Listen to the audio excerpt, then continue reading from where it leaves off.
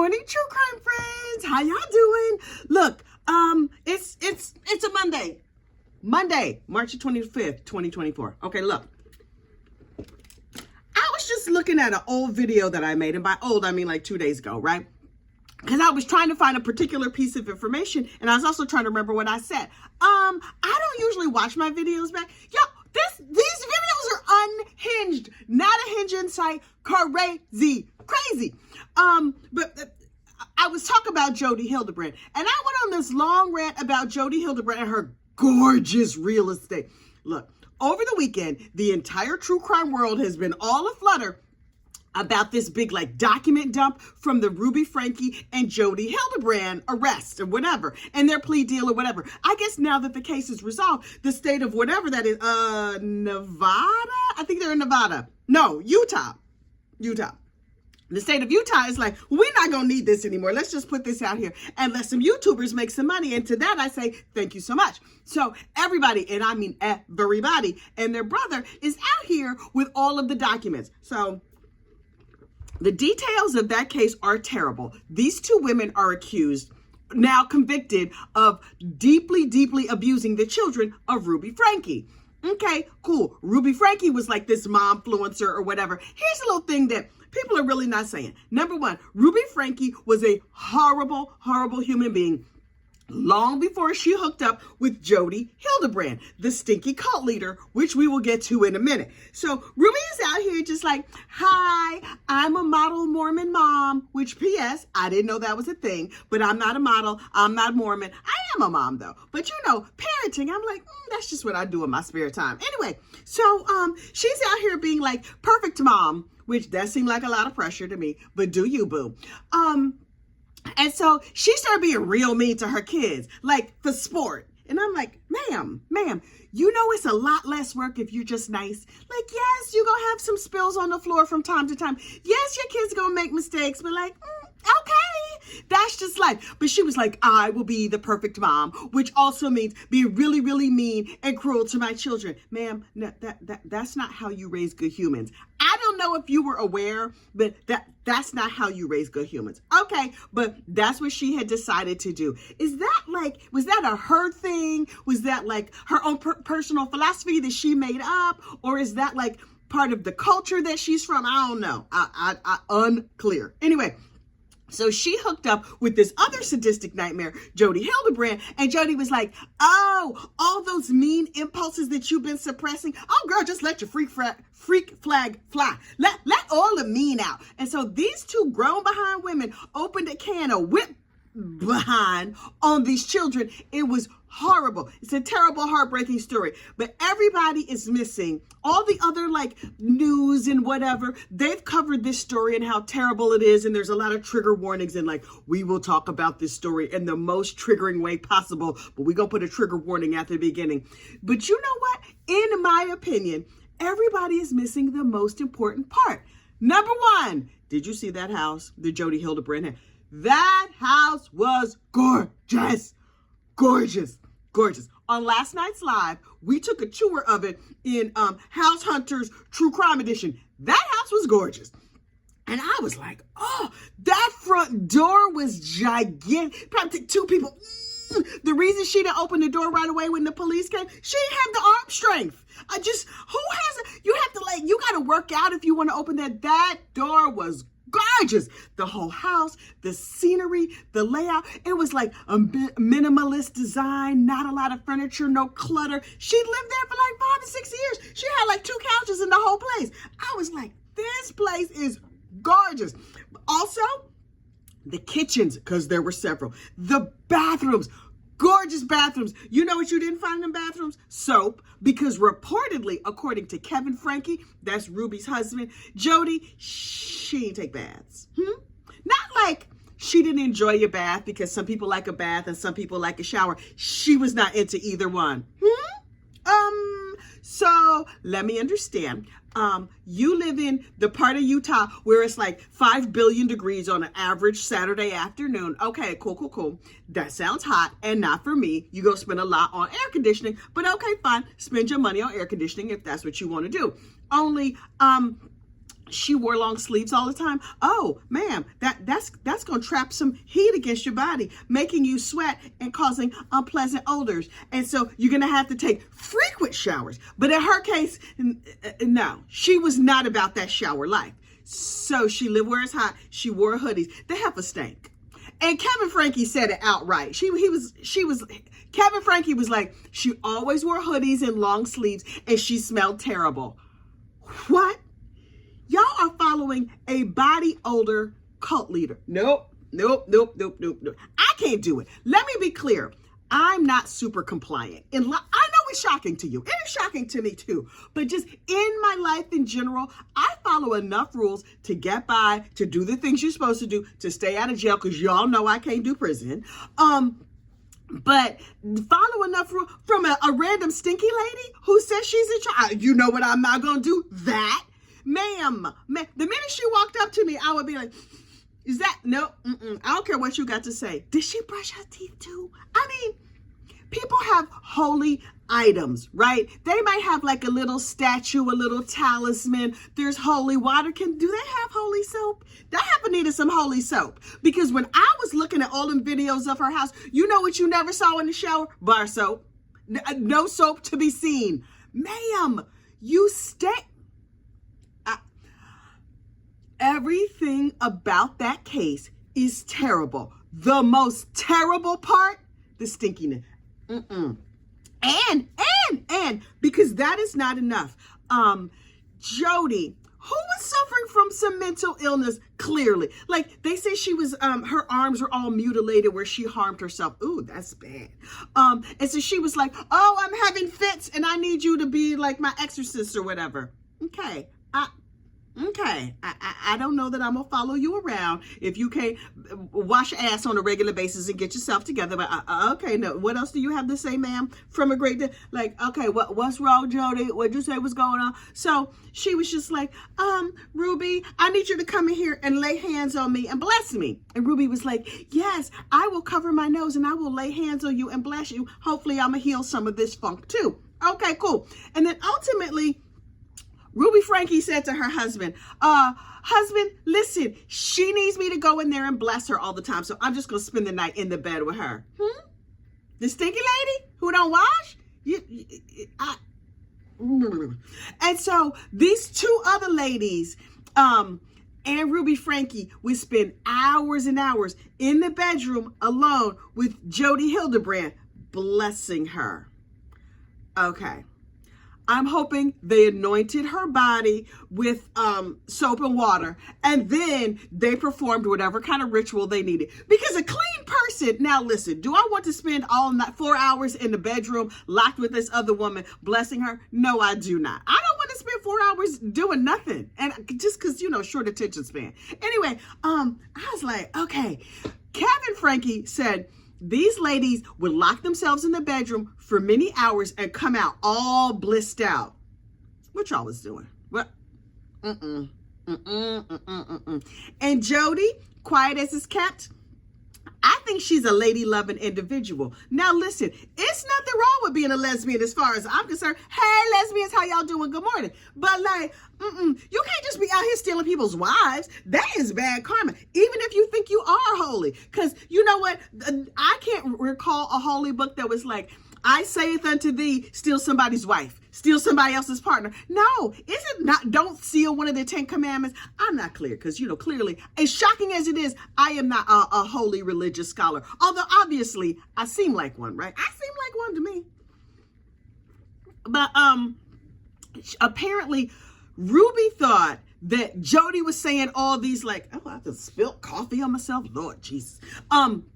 Ruby was saying all these things that were like sacred, and it was getting written down. And then at a certain hour, it would be decreed scripture. And then they were all going to follow what Jody said. The stinky lady is over here spitting scripture and it's going to be the new Bible. Yeah, that's going to be a no for me, dog. I cannot with these people. In other stinky news, stinky true crime news, the case of Tim Verrill, state of New Hampshire versus Tim Verrill. Let's start with number one. I don't know that much about New Hampshire, but I also did not know that much about Utah until all of these unfortunate unalivings started happening. Lori Vallow Daybell, Chad Daybell, what's her name? Corey Richins. Anyway, I don't know a lot about New Hampshire. And so I know about New Hampshire from Cozy Murder Mysteries and that book by Rebecca Lavoie, where all the people from AA got together and killed somebody. Not all of them, but like these two people met each other in AA and one killed the other. I don't remember the name of the book. That's the only detail I remember about the book. They were from New Hampshire and there was an unfortunate unaliving. Y'all giving recovery programs a bad name, but apparently there's snow and coziness and murder in New Hampshire, according to me. So in the state of New Hampshire versus Timothy Verrill, there's a whole big giant mountain of video evidence that he committed this murder. Okay, cool. I mean, not cool, but like, okay, why are we going to trial? But he's like, I'm going to fight this. I don't think I did it. Okay, sir. But he was real high at the time. So he's unclear. Okay, that happens. So Josh Caldwell takes the stand and Josh is going to tell his side of the story. And I'm like, okay, who's this Mama Luke up here on the stand with a big giant beard? I guess in New Hampshire, you got to stay warm somehow, so a big beard will get it done.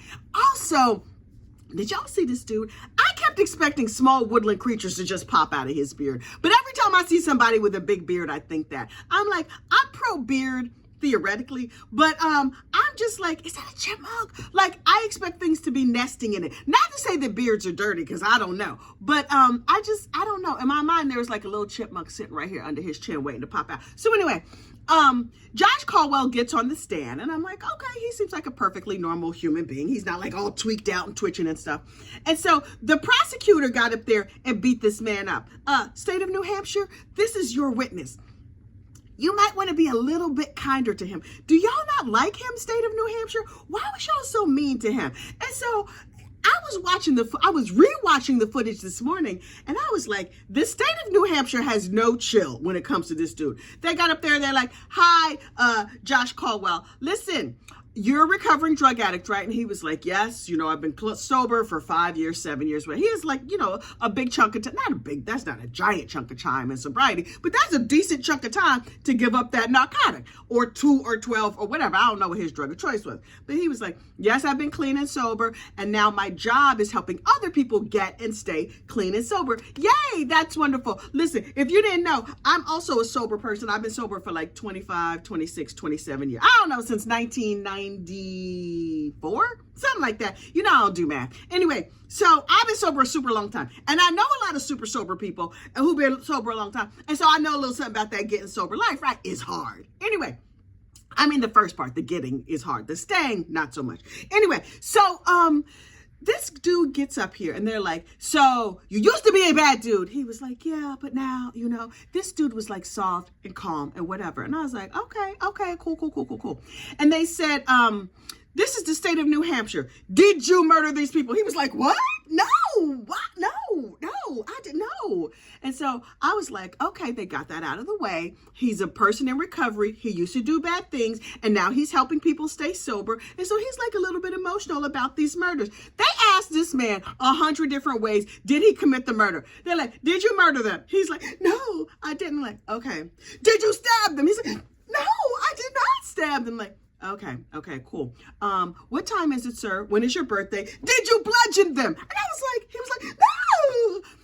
Every time this dude would pull himself back together, they would go in hard and ask him again. He was like a heaving, sobbing mess. I was like, state of New Hampshire, state of New Hampshire. I need y'all to calm down a little bit. And so people on court TV was like, you know why he's crying? Because he's probably guilty. And I'm like, y'all, clearly, y'all don't understand what you're looking at here. Let me break it down for you in case you don't know. A lot of people who are in recovery can be a little bit emotional. And here's why. When you was out there in them streets using that narcotic or alcohol or whatever, you was like covering up all your feelings and emotions. Then you get clean and sober and then you have to deal with all of your emotions. And yeah, you learn how to deal with them, but like not completely. You don't stop having emotions. And sometimes you feel them more because you press them down for so long. So like a little thing happens and you're like, ah! and you like a weeping puddle of mess, where before a little thing would happen and you would be like, let me go grab some whatever my drug of choice is. This dude is like confronting all his feelings. This is probably like the worst day of his life. And now the state of New Hampshire is like, you have a tender spot, let me poke it and poke it and poke it. I'm like, state of New Hampshire, calm down. Is the state of New Hampshire using drugs? New Hampshire, y'all, I got questions. Anyway, so the Mr. Josh Caldwell was like, I remember this night, not so clear because, you know, I said I was using a lot of narcotics for a real long time. But this night, Timothy Verrill came home and he was sweaty, ew, and he stank. He had heavy body odor. Y'all, the stinky criminal of it all. He's like, I remember the night because he stunk so bad. Well, that would make it stick in my memory too. And this Josh Caldwell was also like, so Timothy was stinky. He asked to borrow my clothes. Also, I was a drug enforcer, but I didn't do any enforcing. I was a money collector, but I never collected money. Sir, I don't mean to criticize, but it sounds like you were bad at your job. You were in charge of collecting money, but you didn't collect money. You were in charge of enforcement, but you didn't enforce anything. You ain't beat nobody up or nothing like that. Not like the little chipmunks in your, the little woodland creatures living in your beard. Did they come out and bite somebody? Did you have some attack squirrels living over there in your beard? I don't know what was happening in New Hampshire. New Hampshire, what are y'all doing? What is happening? And then they said, sir, what sort of narcotics did you peddle? And he was like, coke. I was like, oh, okay, that's what drug dealers do. He's like, some meth. Okay, sure. And fake Viagra. I have questions. I have so many questions. And I have to find a way to ask my questions in a way that will let me stay here on the YouTubes. This is what I need to know. Number one, I understand, I guess, theoretically, why people would buy fake Viagra. But did it work? Because I'm thinking if it's fake, then it probably didn't work, right? So you could probably sell that to somebody once, but the second time they're like, nah, no soldiers rose to attention. I got no tumescence. Look, that is your word for the day. That is the polite way to say, what you know what I'm trying to say. Stiffness. Anyway, I'm like, how you sell? Do you have to get new customers all the time if you're selling fake Viagra? Do you get like just a couple real stupid customers who were like, it didn't work, but maybe the next time, maybe I need 2 pills instead of 2 pills instead of 1. Maybe I need 10. I don't know. I think my personal experience has been that men take their tumescence very seriously. So if they don't get that way, then they might be like, yeah, no, that dude, I think his Viagra might be fake. How you sell fake Viagra? And do you market it? I guess other drug dealers don't have to market their product. Interesting. Okay. I don't know. In my mind, like, there's commercials, like, does Amazon pop up and say, feeling soft? This dude over here has fake Viagra that might help you. I don't know how drug sales work. I was a lady when I used, so, you know, people would just give it to me. I didn't have to. Okay, anyway, in other ridiculous criminals, have you seen the new mugshot that is out for Chad Daybell? Chad Daybell, sir, prison does not look good on you. He has aged like milk, which is to say poorly, but like he's cleaned up. He's thinned out a little bit, little gray at the temples, but he just looks a little rough around the edges. Mr. Daybell imagined himself to be a cult leader. And maybe he was a cult leader. It was like, what do they call it? Folie à deux, which is like crazy, party of two. He was like a folie à deux court leader, a cult leader. And I'm like, as cult leaders go, he does not seem to have that kind of charisma to me. He just looked like a big old marshmallow or a thumb. Like, oh, the thumb cult is coming through? No. But he's going to be in prison for the rest of his life. Let us be abundantly clear. This man probably went to the school of Ruby Franke and Jody Hildebrand way of raising children and dealing with other human beings. This dude, unfortunately unalived, the children of his 5th wife. No, he was the 5th husband, whatever. His new wife's kids, he dispatched with him. And then also his previous wife. what about this man seemed eminently followable? I look at him and I'm like, I wouldn't follow him from here to there. This heifer followed him all the way to prison for the rest of her life? Nope. Some of these people out here, clearly, standards have fallen. Like, the whatever quality it takes to make you a cult leader, I feel like the qualities are thin. Maybe you only have dumb people following you. How do cults work, y'all? I'm legit serious. How is it that you get to be a cult leader? Oh, could I be a cult leader? It seems like a lot of work, though. And then people asking you what to do. No, thank you. They probably want to come to your house. I would insist on people bathing. But you know where I could lead a cult, right? Okay, this is what I'm going to do. I'm going to buy that Jody Hildebrand house, that gorgeous house in Utah. And then a bunch of us could live there. And by a bunch, I mean no more than 3, because the place only had 3 bedrooms. Because I can't do a crowd. And then we could just sit back and live in style and then get other people to go out in the world and work and pay the bills. That's a cult I could get behind. I could get behind a luxury cult. I can't get behind a no bathing cult. I can't get behind the camping cult and the exercise cult and we gonna do sports cults. No, thank you. Is there a crafting cult? Oh, is there a true crime cult? There's probably a whole bunch of them if you want to know truth. Anyway, last but certainly not least, Alec Murdaugh's mom died last week. May she rest. He used Miss Libby. He used Miss Libby as part of his alibi, which is terrible in my opinion. Here's the thing. When they ran Miss Libby's obituary in the local paper, they had a beautiful picture of the whole family. Oh, they had Miss Libby, they had Mr. Randolph, they had all the children, the grandchildren, everybody was in this gorgeous picture. And then in the text underneath, it was like, Elizabeth Libby Murdaugh, blah, blah, blah, story of her life.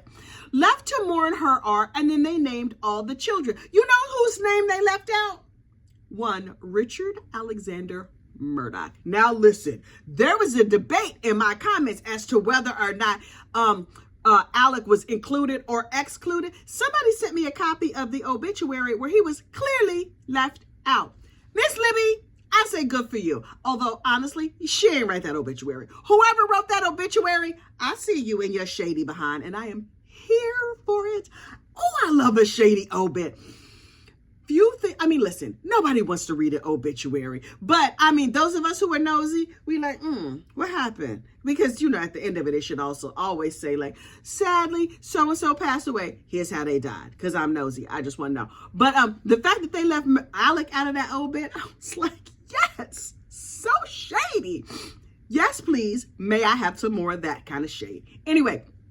Oh, Lord, I have run my mouth for far too long. This video going to take forever to upload. This is what I need you to do. Like this video, subscribe to the channel. Come back tomorrow. We can talk more true crime. Also, we have bingo cards. If you look in the more section, the description box of this video, there's links to bingo cards, my email address, all kinds of stuff is down there. So take a look down there. And if you win at bingo, reach out and let me know, and I will send you a bingo prize. Yes, we have prizes over here at the Gossip, the Rumor, and the Innuendo. What I also need you to do is like this video, subscribe to the channel. I'll see you tomorrow morning. Bye.